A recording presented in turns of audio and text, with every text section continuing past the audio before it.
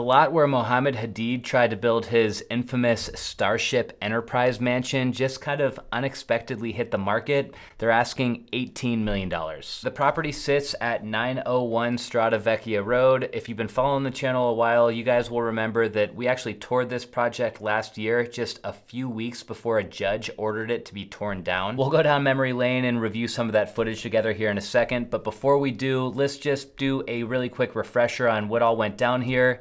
This is probably one of the craziest residential real estate development stories that Bel Air has ever seen. This whole thing started way back in 2006. Hadid paid $3.8 million for the lot at 901 Strada Vecchia Rd. He spent a couple years designing a mansion to build on this property, and from everything that I've read, he got approval to build a 15,000 square foot home here, but what he went on to build was a 30,000 square foot house. As far as the building height is concerned, which is a very big deal in Los Angeles real estate development, or really anywhere for that matter, he was supposed to build this house at 36 feet tall, but he actually built it at 70 feet tall. And for anybody who's never built a house before, it should go without saying that you can't do that. You can't get approval to build a house that's this size and build something that's twice this size.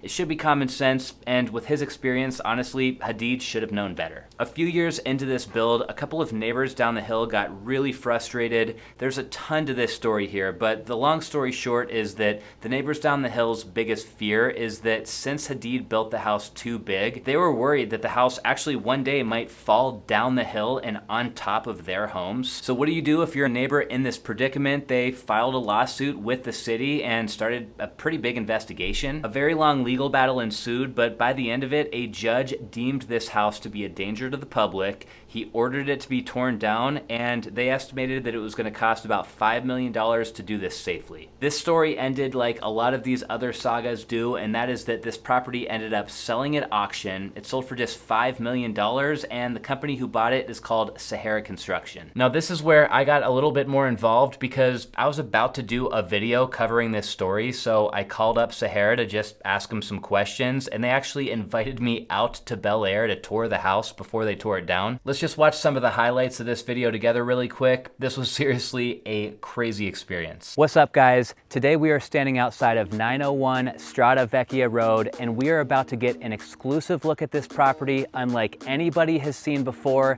just weeks before it is torn down.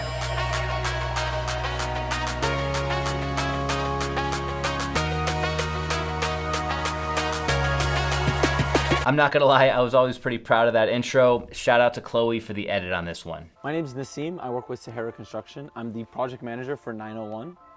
We acquired this property about a month ago, but we've been in the works with the court for about 3-4 months. It's funny, I showed up to this tour and I felt a little bit underdressed. I'm wearing like jeans and boots because I'm like, we're touring a construction site. That just felt appropriate. But Nassim completely outdressed me. He's rocking a suit. This is actually like a really long driveway. When it was built, it was lined with olive trees. It was very pretty. There was like different things. Over there where the fountain is, there used to be a statue.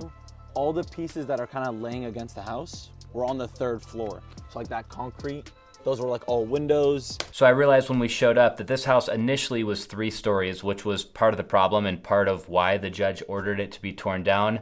The 3rd level, by the time we toured it, was already torn off. So we got to see that main level that you see right in front of us, and then the bottom level, which was really cool. That's where like all the amenities and the garage was at and stuff. So the way they removed the top floor is underneath this tarp, there's a graded like kind of slope down. They put an excavator, lifted the arm up, and they cut everything and just tied it all down and then lifted one piece one by one. Kind of like a... So this was a trip for me to find out. Typically in a demo, you'd think you'd almost just have like a wrecking ball, not literally on a residential site, but you just basically knock the whole house down as quick as you can, then you haul away all the trash. But what they had to do here is they had to surgically cut this house apart because when Sahara came in, they looked at the plans that were approved by the city, and then they looked at the house that was actually here, and the two didn't match each other. The house was way bigger and way taller than what was on the plans, so they didn't even know what was behind all of these walls, so they just had to cut the house apart, piece by piece, take one piece away, see what they were working with, take another piece away, see what they're working with again. And so the end result, like mid-demo, is these big chunks like what you see here behind the seam.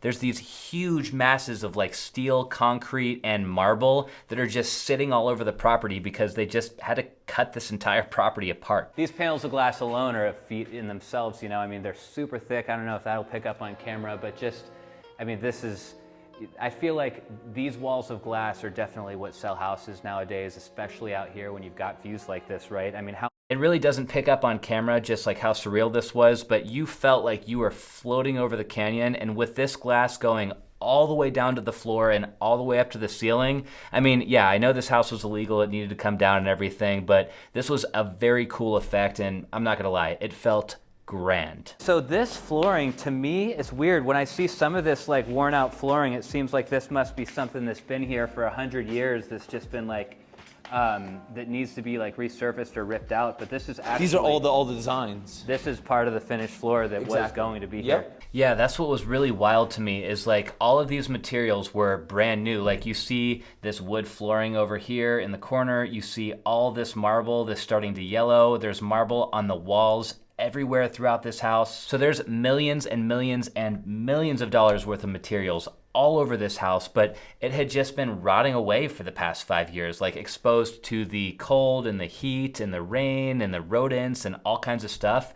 And even though all this stuff was like in theory really nice, and it probably was when it was brand new, it just looked like kind of gross and dusty and dated, and like it really needed to be torn apart. Actually, it was very sad. But anyways, if you guys have not seen this video, I'll link to it down in the description. It's pretty long, it's 37 minutes, but it was thorough. We walked through every room in this house, and I thought it was such a fun opportunity, and obviously we had to flash back and look at some of this footage given the light of the news we're talking about today. Now, like I said, after I did that whole tour, my understanding is that Sahara was going to finish tearing this house down, build a new house in its place, and then sell that as a spec. They must have had to change of heart though, because the place just hit the market. Here's the listing, let's check it out together. They're asking $18 million, and they cleaned up this lot really nice. For acreage, it's listed at 1. I think it's actually like 1.2 acres, and in the description here, they say that this property presents a rare chance to craft a world-class estate atop an expansive 1+ acre parcel. They say the property boasts unparalleled privacy and seclusion, true, and they say is surrounded by many of LA's most coveted and valuable estates, also true. In the cover shot, this thing is just beautifully cleaned up. I mean, all of that black tarp is gone. All of these multi-levels look like they're actually about the same, but it's all completely leveled out. It's kind of funny seeing this shot because this is exactly what you used to see when you drove up to the house before. They kept the entry exactly the same. This is what you see when you start to come down the driveway, and then when you look out to your left at the bottom of the driveway, you're looking out to this view. It really is a special view. It goes out almost 180 degrees. You're not looking out at anything weird like power lines or anything like that. And you can see from this view that really the only house this looking back at you is this one from across the canyon if you live here, but if you live in a neighborhood like this, honestly, who cares? Here's a little bit better of a close-up of that first level, looking back up towards the driveway. And then this perspective is from basically the farthest point on the lower level, looking back up at where the new house will probably go. Now, obviously, I wish these guys at Sahara the best. They were super cool when I met them, and like you guys just saw, Nassim was great too. But I am sitting here asking myself, okay, can they really get $18 million for a plot of land in Bel Air right now? Well, here's the comparables. We only have a total of 12 results in all of Bel Air for sale. I have this filtered by lots and land, so we're only looking at land. You've got 18 million bucks. Here is the property we're talking about today. There's a couple outliers like this $30,000 lot or this $500,000 lot. Those are probably not even buildable at those prices. But then if you look around, especially down here in the south part of Bel Air, we've got 16 million, we've got 33 million, 47 million, 25 million. So I think, I mean, granted, yeah, acreage is a factor. Some of these lots are more acres, but this is in a very, very premium part of Bel Air, a very premium neighborhood. And so 18 million bucks for 1.2 acres, I don't know. I think they might be able to get that. What's cool too is that we know Sahara paid $5 million for the property. It probably cost another $5 million or so to tear it down and grade the lot and basically turn it into what it is today. So even if they encountered some holding costs along the way and they've got some commissions to pay when it sells,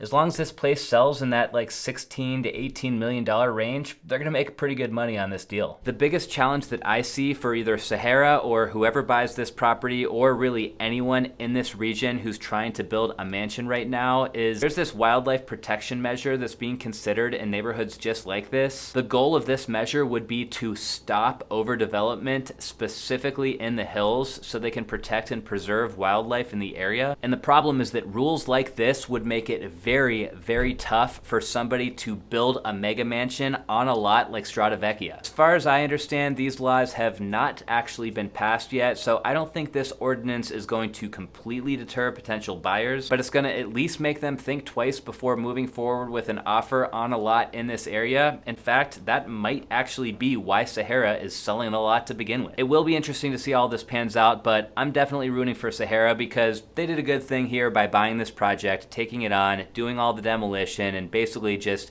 easing all of those neighbors' anxieties. Let me know what you guys think down in the comments. I'll see you next time.